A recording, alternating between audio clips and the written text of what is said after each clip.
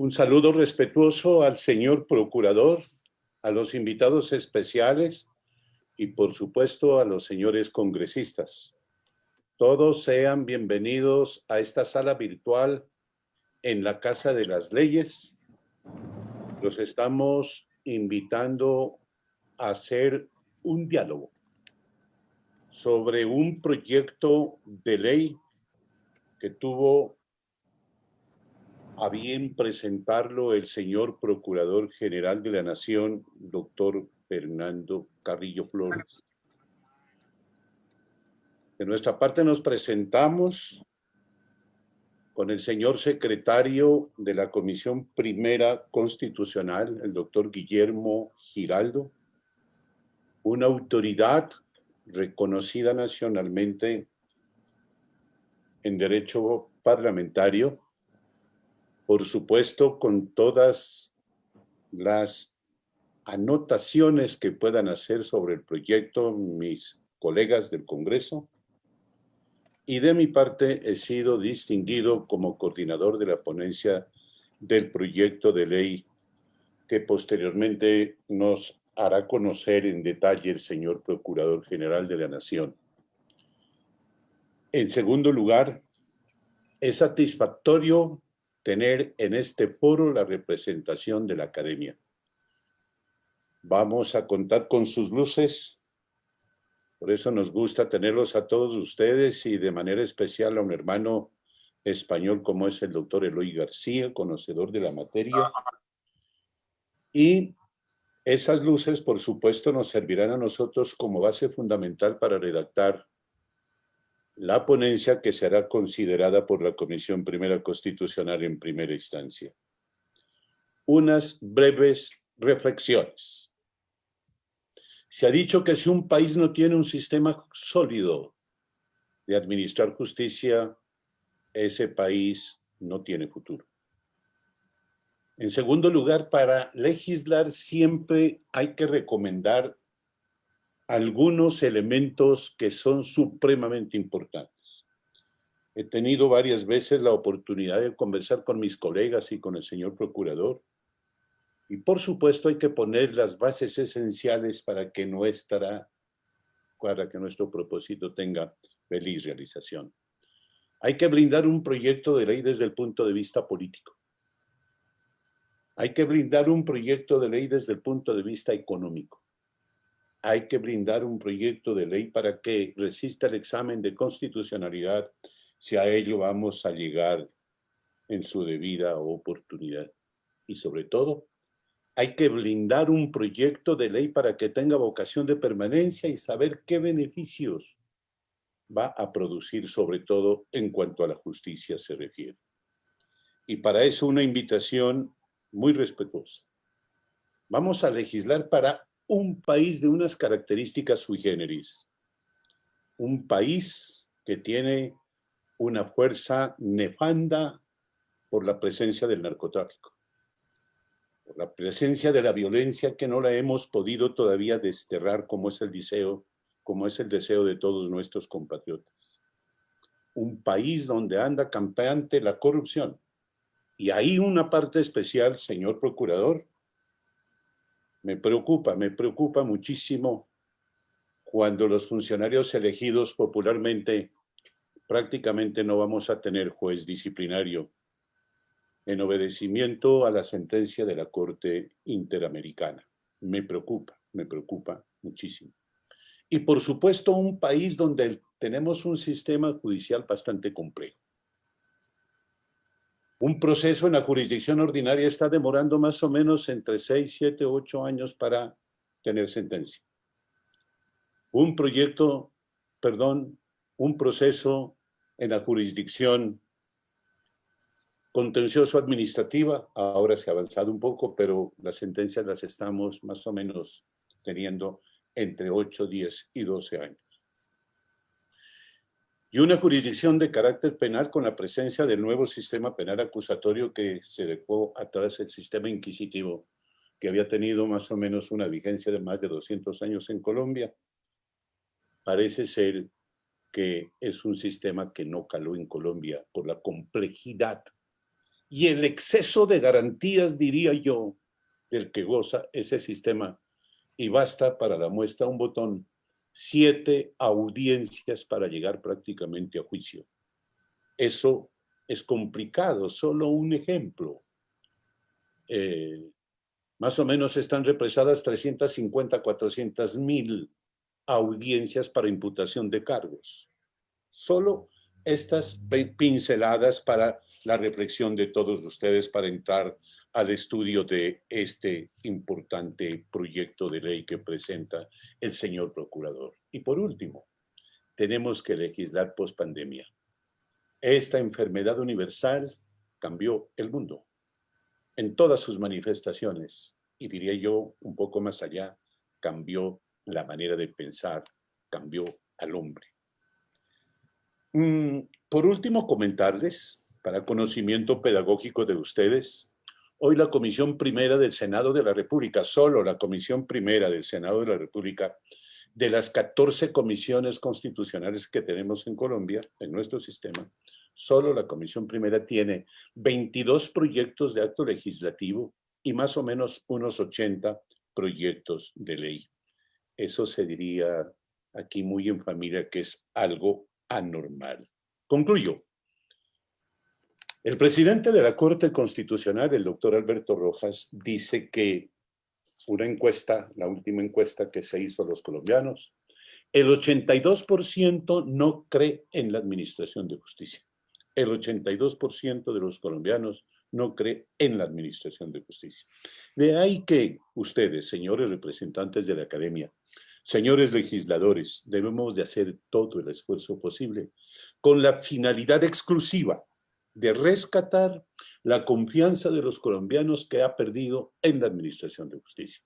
Por eso, senadores, senadoras, señores de la academia, señor Procurador General de la Nación, invitados a este concierto de inteligencia que tienen ustedes para que nos honren con sus luces y de mi parte responder a la generosidad de haber sido escogido como coordinador de la ponencia y por eso celebro la presencia de mis colegas que junto conmigo presentaremos un documento serio con la finalidad de lograr la realización de este proyecto de ley. Muchísimas gracias, mil disculpas por la extensión de mi palabra y estamos dispuestos enseguida a escuchar al señor Procurador General de la Nación. Bienvenido, doctor Carrillo Flores. Muchas gracias. Muchísimas gracias, doctor Eduardo, honorable senador, coordinador de ponentes de este proyecto de ley de promoción de acceso a la justicia local y rural. Yo quiero saludar en primer lugar a los honorables senadores, miembros de esta comisión, particularmente a su presidente, a su vicepresidenta, doctor Guillermo Giraldo. Muchas gracias por ayudarnos a la realización de este importantísimo foro. Yo quiero saludar igualmente a nuestros ilustres ponentes, particularmente al profesor Eloy García, un maestro de maestros en el derecho global, una persona que además tiene un gran conocimiento del país, de su institucionalidad jurídica, como quiera que ha sido profesor de varias universidades en Colombia y un experto en estos temas regionales y de acceso a la justicia. Muchas gracias, doctor Eloy, por haber aceptado esta invitación, que fue prácticamente a última hora, porque decidimos mover este foro. Iba a ser en principio una audiencia la semana entrante, pero su presencia aquí de verdad que engalana este homenaje a la inteligencia, como lo acaba de decir el doctor Eduardo Enríquez, que pretende ser este foro, aterrizándolo, por supuesto, en la realidad colombiana. Igualmente quiero agradecer a toda la ciudadanía aquí presente, porque si hay algo que ha caracterizado este proyecto ha sido la presencia ciudadana, en la medida en que, como ya lo mencionaré, obedece a una consulta ciudadana Voz por la Justicia, que fue un emprendimiento que hicimos en el marco de la Procuraduría durante los últimos meses. Quiero agradecer mucho la presencia aquí del doctor Augusto Trujillo Muñoz, el presidente de la Academia Colombiana de Jurisprudencia, que no es la primera vez que nos acompaña a estos eventos. Gracias, doctor Augusto, por su compromiso, por toda su energía, por los aportes que ha hecho a este proyecto. Aquí ya van dos académicos porque les cuento, tenemos el honor de que el doctor Eloy García es también académico de la Academia Colombiana de Jurisprudencia. Quiero saludar también a todos los representantes de las organizaciones sociales, a Liliana Pechené del pueblo Misak, a Francia Márquez, lideresa social de indiscutible importancia en este momento que vive Colombia, al señor decano de la Facultad de Derecho de la Universidad de Antioquia, el doctor Luque Gil Neira, a quien ha sido nuestro gran socio en toda esta consulta ciudadana y en la elaboración de este proyecto de ley, participando como representante, yo diría el tanque de pensamiento más importante en materia de justicia que hay en este momento en Colombia, que es la Corporación para la Excelencia de la Justicia, el doctor Hernando Herrera Mercado. Al doctor Alfonso Gómez Méndez, ex fiscal, ex procurador, ex ministro de Justicia y una de las personas más conocedoras de toda esta problemática. Finalmente, a la presidenta del gremio que reúne la mayor cantidad de facultades de Derecho de Colombia, a la Asociación Colombiana de Facultades de Derecho, a la doctora Nancy Alvarado. Y comienzo mencionándolos a todos porque si hay algo que caracteriza este proyecto es precisamente su carácter de construcción colectiva ciudadana. Decía un expresidente de la Cámara de Representantes de Estados Unidos, el señor Tip O'Neill, que toda la política era local. Y parafraseando ese aforismo, porque es en lo que se ha convertido, uno podría decir que toda la justicia es local, que las necesidades de la justicia son locales y que un poco de manera, yo no diría absurda, pero por lo menos sin mucho sentido, hemos focalizado todas las grandes reformas de la justicia en Colombia en lo nacional, en las altas cortes, independientemente de toda la importancia que ellas tienen, y nos hemos olvidado además de esa variable fundamental que es clave para nuestro desarrollo político, como es la variable de la regionalización, de la desconcentración, de la descentralización. Un tema en donde ha sido fundamental el profesor Eloy García, y por eso hoy nos está acompañando.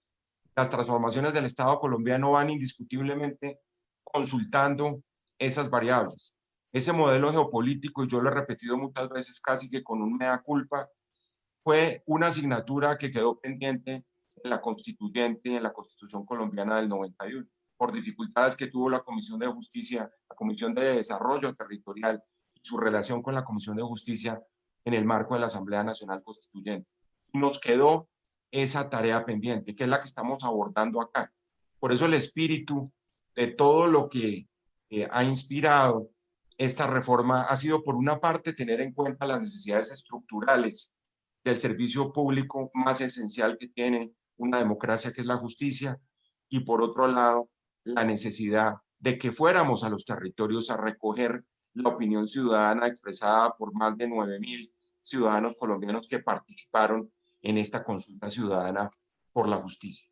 Y ese es el espíritu, repito, y por eso hoy nos dirigimos a los honorables senadores y al país entero para presentar este proyecto de ley, el proyecto de ley 240 del año 2020, por el cual se promueve el acceso a la justicia local y rural, radicado en el Congreso de la República el pasado mes de agosto. Yo no quiero subirle mucho la trascendencia a esto porque sé que todos ustedes la reconocen, pero sí tengo que decirles que es el primer proyecto de reforma a la justicia que nace directamente de una propuesta ciudadana. Hay muchos proyectos, más de 17 reformas han caído en lo que va de este siglo y otras tantas después de la Constitución del 91. Y por eso la gran pregunta que nos hicimos es que ¿qué podemos hacer para que no se repita otra vez esta historia?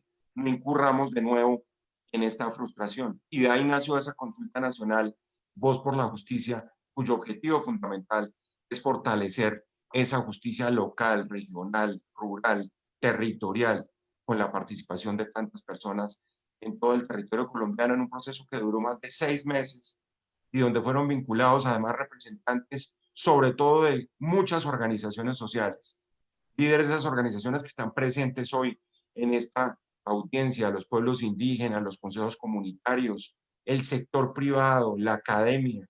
Nuestra Academia de Jurisprudencia, repito, ha sido un puntal fundamental de todo este proyecto. Servidores públicos, el Poder Judicial. En fin, lo que buscamos desde el primer momento fue una conexión con los territorios para buscar cuáles eran las necesidades de la ciudadanía frente al sistema de justicia. En un enfoque, por supuesto, de demanda para determinar qué podíamos hacer con la oferta de justicia.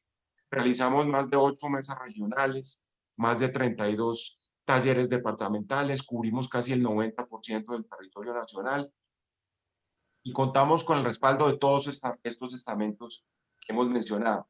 Eso se tradujo en más de 206 propuestas ciudadanas concretas sobre las oportunidades de mejora y cambio frente al sistema de justicia. Gestionamos más de 2.500 cuestionarios, encuestas, relación directa además con las facultades de Derecho, como ya lo he mencionado, con estudiantes de Derecho y otras disciplinas interesadas e involucradas en la reforma a nivel territorial. Todas esas opiniones, necesidades, deficiencias que fuimos identificando se fueron reflejando en la consolidación de esta propuesta. Y hoy por eso esto obedece a un diagnóstico de las necesidades apremiantes de la ciudadanía frente a la justicia, donde por ejemplo salió evidente, y no quiero referirme específicamente a esto porque no es el propósito de esta introducción general, porque será la ciudadanía y serán los expertos los que tienen sobre todo la voz en esta reunión, como el 80% de la ciudadanía considera que las leyes no se aplican por igual, es decir, la desigualdad aparece como una primera característica.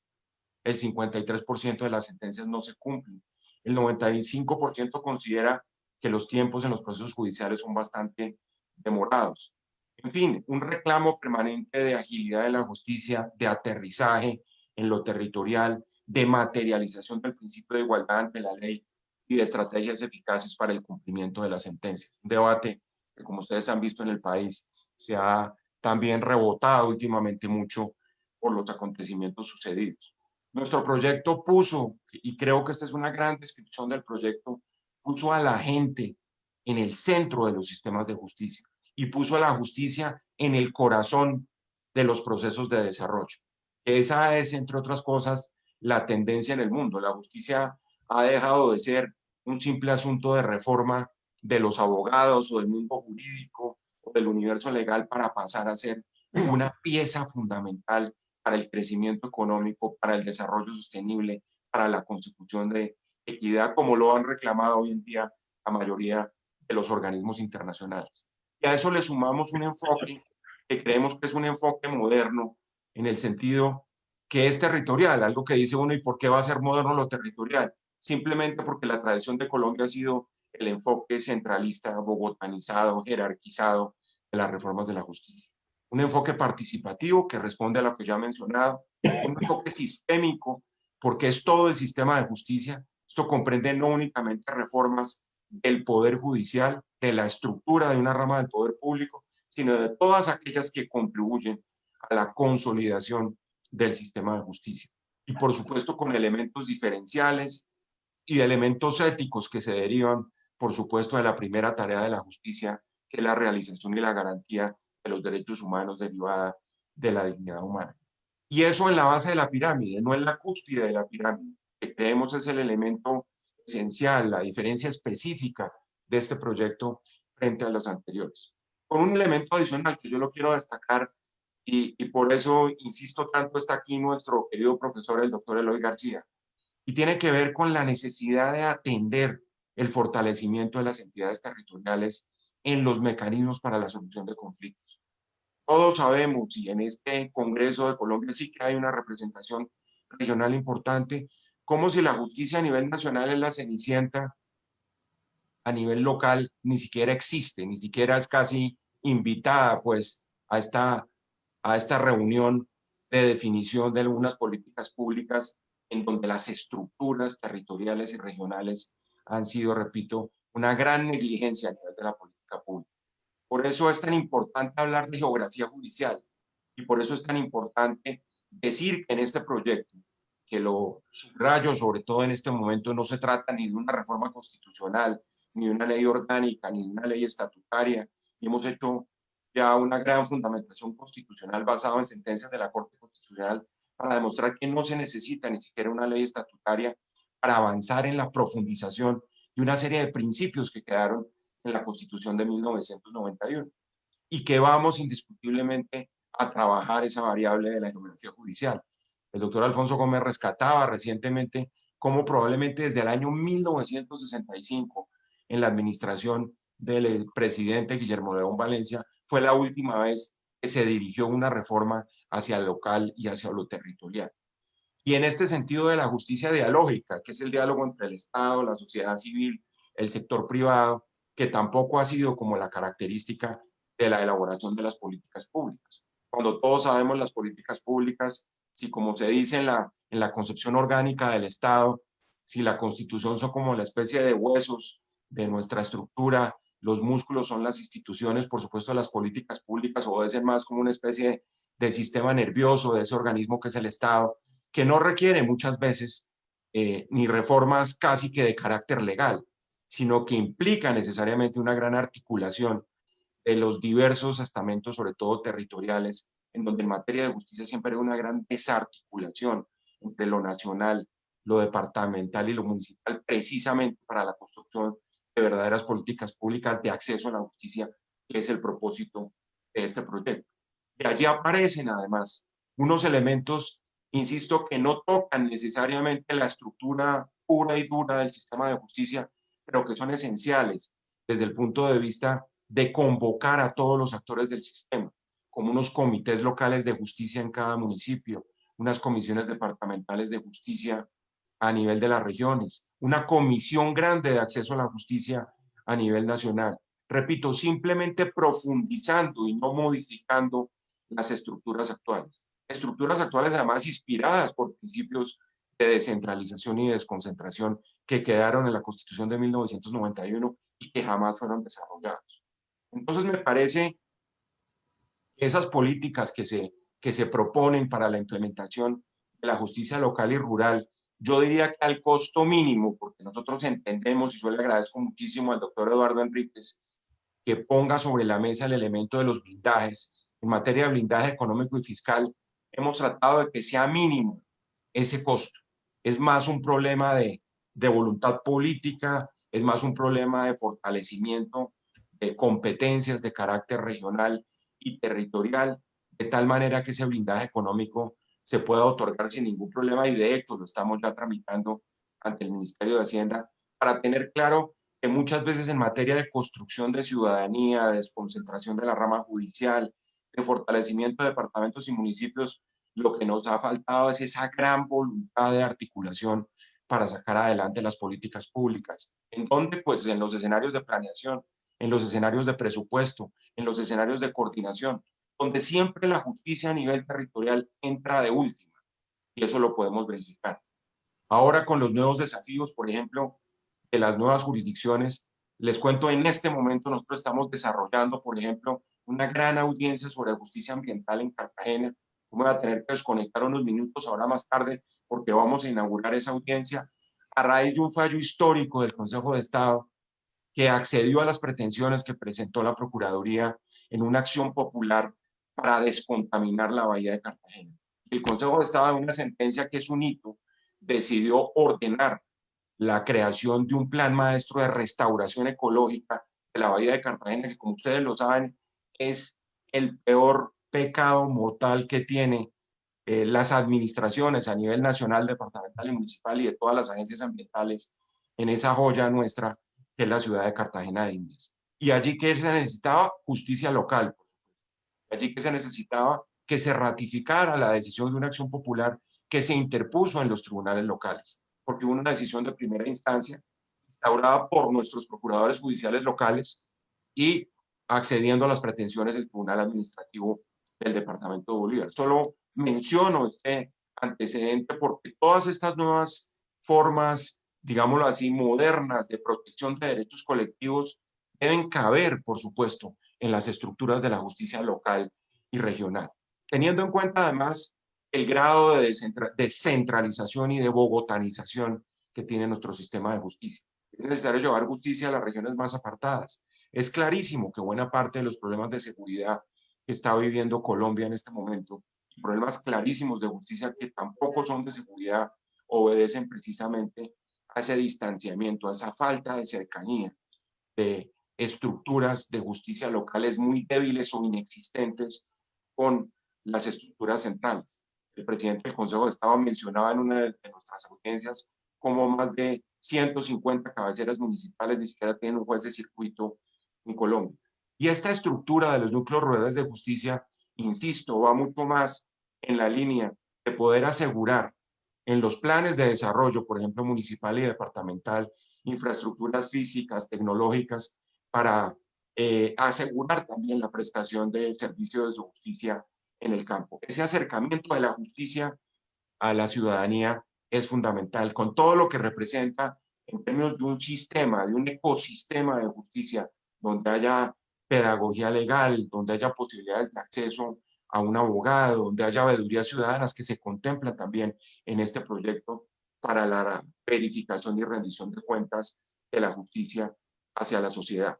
La otra cara de la moneda, que es un punto fundamental, es que no vayamos a incurrir en el error de dejar lo rural, lo regional, a la vera del camino frente a las grandes reformas que representa el uso de la tecnología para facilitar los grandes volúmenes de información y, por supuesto, de litigiosidad. Yo quiero destacar ese elemento que levantaba el coordinador ponente, el senador Eduardo Enríquez, y que son los desafíos que ha traído la pandemia. Desafíos de aumento de la conflictividad, desafíos de aumento de la litigiosidad, desafíos en términos de unos hombros de un sistema de justicia sobre el cual va a caer un peso enorme en términos de conflictos de derechos de aquí en adelante, para lo cual probablemente no estamos preparados, como se está presentando hoy en día en muchos países europeos y latinoamericanos. Luego, no podemos dejar de lado que tanto los sistemas de información como las nuevas herramientas analíticas, como todo lo que representa el evitar que la brecha digital que se está presentando en los territorios, en otros sectores, afecte también el sistema de justicia. Esa es la otra cara de la moneda, que como ustedes han visto, el gobierno ha legislado por la emergencia social en esa materia, y lo que quisiéramos en este proyecto también es darle una integralidad a todos los temas de fortalecimiento de la justicia local y regional, con todo lo que representa el papel de la tecnología, de la digitalización, de la virtualización, para que no se quede atrás de nuevo las regiones, los departamentos y las municipalidades. Y lo último, pues son las alianzas con el sector privado, que nunca hay que desconsiderar la importancia de todo eso. En este caso, lo decía, ha sido la Corporación para la Excelencia de la Justicia la que ha marcado la pauta en esa materia. Ya ha habido algunos intentos en Colombia, como ustedes saben, el sistema de inteligencia artificial de selección de tutelas, por ejemplo, de la Corte Constitucional, ha sido prácticamente un aporte de la Cámara de Comercio de Bogotá, lo que no implica lo que podrían decir algunos de los críticos, algún tipo de privatización de la justicia, porque se trata es de hacer una transferencia de conocimiento del sector privado al sector público, porque en el sector privado hay muchas estrategias, sobre todo a nivel de digitalización de la justicia, que están dando resultados. Todo en aras de un solo propósito, que es el fortalecimiento de la justicia local. Aquí, todos ustedes lo saben, a raíz de una iniciativa de la Procuraduría con recursos del Banco Interamericano de Desarrollo, por lo menos en lo que se refiere a la justicia disciplinaria, que es lo que nos toca en la Procuraduría General de la Nación, hemos avanzado muchísimo en la digitalización del Ministerio Público. La semana entrante vamos a anunciar 12 nuevas herramientas analíticas, muchas de manejos de Big Data, de sistemas de información, de inteligencia artificial, que nos van a ayudar a racionalizar esto. Y marcamos la pauta de alguna manera en el sistema judicial colombiano, porque iniciamos con el gobierno en su momento una gran operación de recursos de crédito para la digitalización de todo el sistema de justicia, un proyecto también del Banco Interamericano que debe estar llegando a la junta directiva de esa institución y que comenzará a materializarse el año entrante, y que apunta de nuevo precisamente a lo que creo es un punto en el que todos coincidimos, que yo creo que es la gran bondad de este proyecto, como lo resaltaban los honorables senadores en una reunión que tuvimos antes de ayer en la Procuraduría General. Y es que esto no tiene color político, esto no tiene ideología, y esto responde para mí como procurador a un deber moral de presentar lo que la ciudadanía elaboró, porque yo he insistido desde el primer momento, esto no es un proyecto de la Procuraduría General de la Nación, esto es un proyecto de la ciudadanía que nosotros ayudamos a construir, lo cual ha implicado toda esa creatividad, toda esa iniciativa, toda esa experiencia de tantos actores y protagonistas en los niveles locales que han sido fundamentales para la elaboración de este proyecto.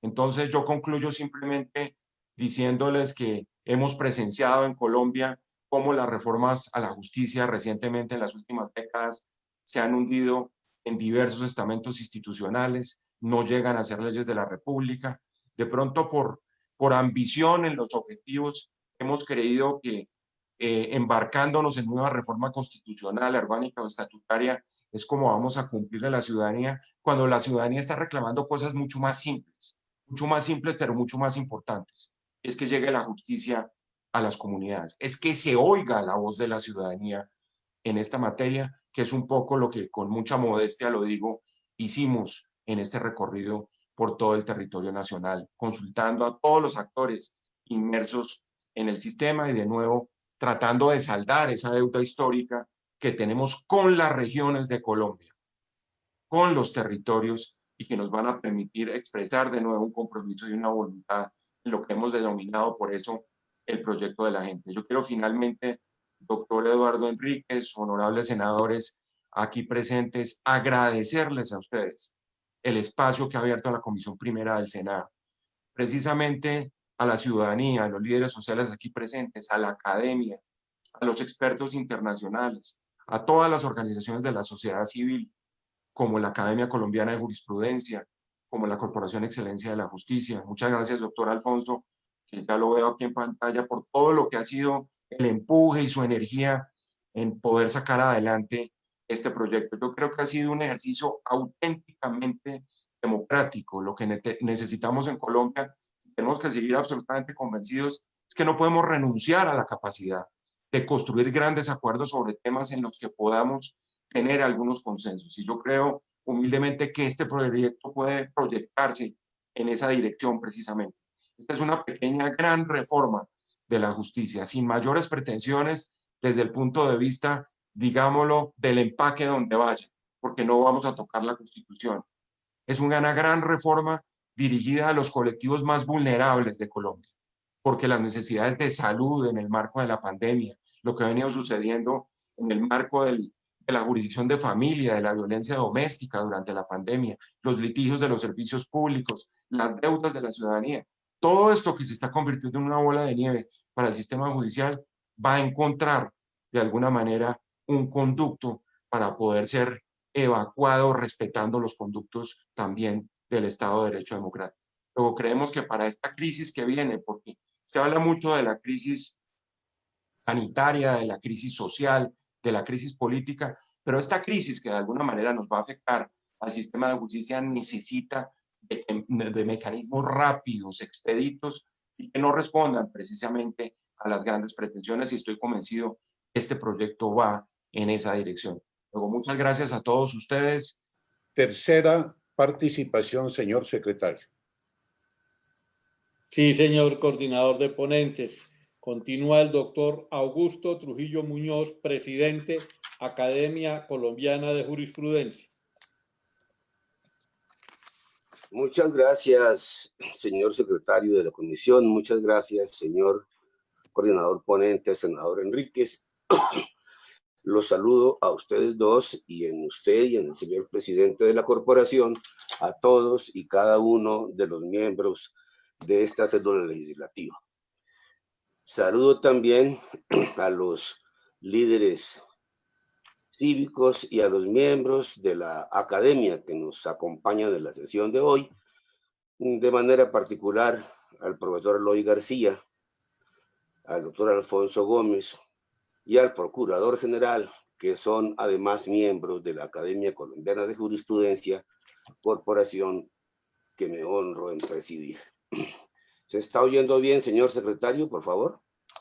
Perfectamente, perfectamente, doctor Trujillo. Gracias, senador Enríquez. Bueno, para entrar en materia de una vez, yo quiero comenzar por decir que este proyecto tiene una ventaja fundamental sobre muchas otras, y es que es un proyecto que se construyó de abajo hacia arriba.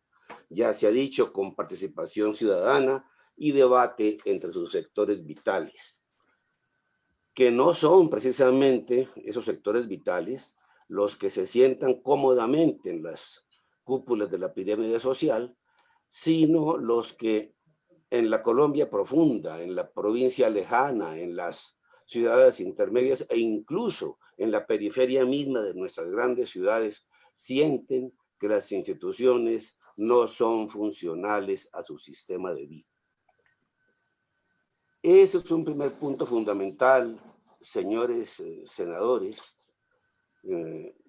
porque buena parte de nuestras tragedias pasa por el hecho de que las instituciones no guardan sintonía con la vida de los ciudadanos. No es la existencia cotidiana la que tiene que parecerse a las instituciones. Son las instituciones las que tienen que parecerse a la realidad cotidiana. De lo contrario, no funcionan las instituciones. En este caso, como lo apunta la exposición de motivos del proyecto, la Constitución supuso un cambio de paradigma constitucional en Colombia. El constitucionalismo formal, que suponía igualdad ante la ley, pero que no se interesaba por la igualdad ante la vida, cambió para dar paso a un constitucionalismo de contenido material, en el cual ya no se habla de la justicia solamente como prestación de un servicio básico, sino del derecho fundamental de acceso a la justicia. En la Academia Colombiana de Jurisprudencia, señor presidente, señores senadores, que es un organismo privado de naturaleza plural, hemos discutido este proyecto varias veces y hemos expresado opiniones diversas, pero coincidimos en que el país necesita acoplarse a las realidades propias de su diversidad cultural y a esta nueva normalidad que nos está dejando la pandemia y que supone la necesidad de garantizar un acceso a la justicia que no se agote con la mejoría o con el incremento de la oferta del Estado. Es preciso admitir modelos alternativos gestionados por entes territoriales, por grupos sociales, por comunidades organizadas, incluso por agentes privados. La autonomía territorial, señor coordinador ponente y señores senadores, se nos quedó escrita en la Constitución. Hay cosas que son fundamentales para el ciudadano común porque tienen que ver inequívocamente con la calidad de su vida, que son básicas para él. La seguridad y la justicia son dos de ellas, pero ambas le quedan muy lejos al ciudadano común porque dependen ambas del Estado central, que nos ha venido mostrando cada día más que suele ser bastante celoso en materia de competencias, pero bastante ineficiente en materia de gobernanza. Ninguna de esos dos elementos, ni la seguridad ni la justicia, son elementos en los cuales tienen participación las autoridades territoriales. La injerencia de los alcaldes en estos dos temas prioritarios es mínima. De seguro ambas le quedan por esa razón muy lejos a ese ciudadano común.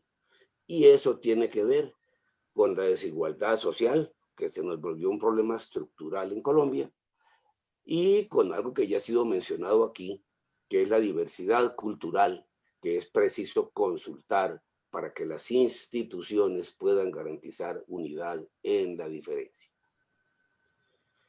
Esos factores, señores senadores, no han sido considerados en los proyectos de reforma a la Administración de Justicia que se han traído al Congreso en el presente siglo. Ya se refirió a ellos el procurador Carrillo. Tampoco, incluso en los anteriores. En general, los proyectos de reforma que se suelen traer al Congreso son proyectos elaborados en las cúpulas institucionales o, como dice la exposición de motivos de este proyecto, gestados del centro a la periferia. Y no es así como se deben hacer las cosas, porque las cosas también tienen, digamos, una especie de orden natural, de abajo hacia arriba. Así decía un viejo alcalde de del Valle del Cauca, que fue ministro del presidente Belisario Betancourt, así se levantaban o se levantan los niños, así crecen los árboles, así se edifican las casas. Pues así se deben construir las instituciones para que interpreten la realidad y no la sustituyan. En este país, señores senadores, estamos perdiendo la cultura del diálogo con el otro, es decir, con el adversario, con el que piensa distinto. Aquí la gente monologa, habla solo consigo misma, como si padeciera una especie de autismo a ultranza, en donde se oye pero no se escucha, o se escucha pero no se atiende, y menos aún se acepta que el otro puede tener algo de razón. También en esa materia, señores senadores, Vuelva a activar el sonido, doctor Augusto, para los 2 minutos que le quedan. Active el micrófono, doctor Augusto. Active el micrófono nuevamente. Ya. Puede hablar. gracias. Decía que en ese sentido también el proyecto edifica, no solo porque se diseñó a partir de múltiples diálogos en múltiples escenarios y con múltiples sectores, sino porque busca establecer escenarios de concertación y vincular a las autoridades territoriales para definir políticas de prevención y de solución de conflictos. Para terminar, quiero decir, señores senadores, señor senador, coordinador ponente, señores miembros de la academia, que este es un tema que da para horas enteras de debate, pero situarnos frente a la idea específica de justicia local y rural supone un diálogo inédito, por lo menos en mucho tiempo, en donde, por cierto, todos podemos aprender y enseñar un poco, pero sobre todo construir algo consensual. Y en ese caso, ese consenso supondría una especie de acuerdo sobre lo fundamental, que creo que es básico en el país de ahora y de aquí. Muchas gracias, señores senadores. A usted, apreciado señor presidente, muy didáctica y pedagógica como las anteriores su exposición, y se puede resumir fácilmente que lo importante en la vida no es tener simplemente igualdad ante la ley, sino igualdad ante la vida. Para esto se impone el diálogo. Hay que pensar siempre en el colombiano de a pie, rescatar la autonomía territorial que se quedó escrita en la Constitución Política de Colombia, y que estos proyectos tan importantes deben ser fruto del consenso. Muchas gracias, señor presidente. Querido profesor doctor Alfonso Gómez Méndez, está en su casa. Muchas gracias, señor presidente y coordinador, doctor Eduardo Enríquez Maya. Saludo a todos los colegas de panel. Voy a inclusive a tratar de hablar menos del tiempo que se me ha asignado, porque la verdad es que quedamos en un punto intermedio, porque en discusiones de esta naturaleza sobre temas tan abstrusos, pues es muy difícil a veces resumir muchas cosas en tan poco tiempo. Y yo siempre recuerdo a mi gran paisano Manuel Murillo Toro, que fue quien trajo el telégrafo a Colombia, sobre cómo eran los telegramas antes, y así nos toca hacer en situaciones como esta, simplemente decir, mañana viajo aliste mula. Entonces, nos toca muy como cápsulas, y como no se puede desarrollar, y como yo creo que hay como un consenso sobre la bondad de las propuestas del señor procurador, yo diría 2 o 3 cosas nada más muy rápidamente. La ventaja de este proyecto, este bloque de proyectos tiene varias connotaciones. Primero, que venga del Procurador General, una institución centenaria en nuestra organización institucional. Segundo, que viene de alguien que, además de ser procurador, ha sido pues una persona experta y que ha trajinado mucho en estos temas de justicia desde lo nacional, primero como uno de nuestros más jóvenes ministros de justicia y luego también desde lo internacional en el BID. Tercero, que ha sido una propuesta que fue construida ampliamente desde la base. Lo que amerita, a mi juicio, que el Parlamento, y en este caso que comienza por la Comisión Primera y afortunadamente que hacen parte de ella destacados políticos y grandes juristas, como es el caso de quien nos convoca, el doctor Enríquez Maya, que el Parlamento tome esto en serio. Es un lugar común ya el tema de la reforma a la justicia y eso nos pasa como en tantas cosas en el país que hablamos genéricamente, pero muchas veces no aterrizamos. Es muy fácil aquí cuando la gente dice hay que luchar contra la corrupción, pero nadie sabe muchas veces exactamente de qué se está hablando y aquí tuvimos hasta una supuesta consulta anticorrupción que consistía básicamente en repetir normas que ya existían, pero claro, ante la gente basta con que se le diga la palabra corrupción y entonces automáticamente se va por donde diga. Lo mismo ha pasado con la reforma de la justicia.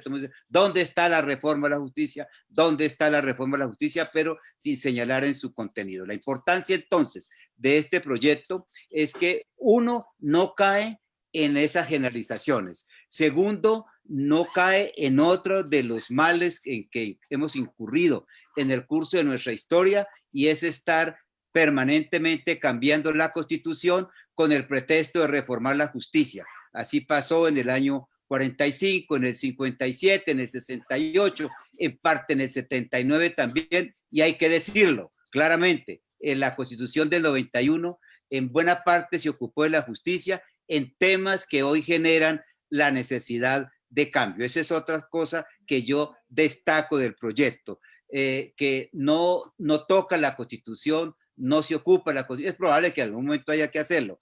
En cuarto lugar, que se ocupa de temas muy puntuales y alrededor de todo el proyecto subyace la idea de que en el fondo no hay que estar cambiando la Constitución, las leyes estatutarias y muchas veces ni siquiera las leyes ordinarias, salvo casos muy particulares como este. Y también mencionaría que este conjunto normativo del procurador se ocupa de la idea que aquí ya se ha mencionado y no voy a ahondar sobre eso, desde luego, de la descentralización, de la integración en la fijación de una política en materia de justicia por parte de los órganos, de los distintos órganos del poder, algo que no hemos manejado suficientemente, entre otras cosas, y hay que decirlo, porque la clase política en términos generales pues como que mira el tema de la justicia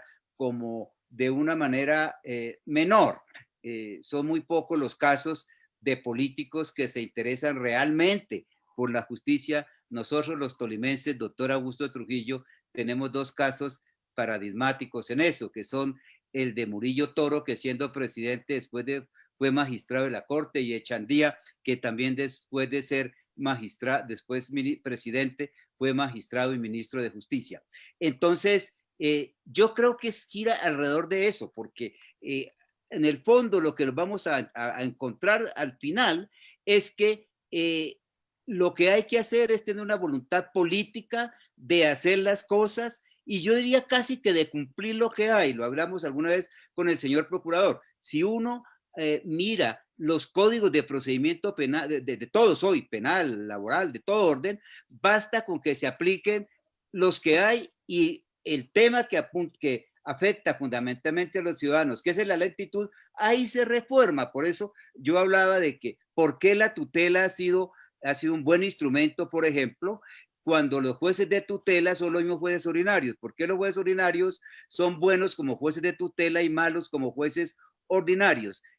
A la reflexión que nos invita el señor procurador con estas propuestas es a eso, a que volvamos como a lo esencial, para mirar que de pronto nos ha faltado es como voluntad, como ganas de hacer las cosas, como coordinación, es también un llamado a la clase política, y yo pensaría que una de las formas como la clase política comience a entenderse, a ocuparse, ¿verdad?, de los temas de justicia, así no produzcan réditos electorales inmediatamente, sería la de no darle entierro a este proyecto del señor procurador, a tramitarlo como corresponde, no solamente por venir de quien viene, sino por la intención en que lo ha hecho y como lo ha hecho y por las fórmulas que plantea. Muchas gracias y por el tiempo, doctor Enrique Maya y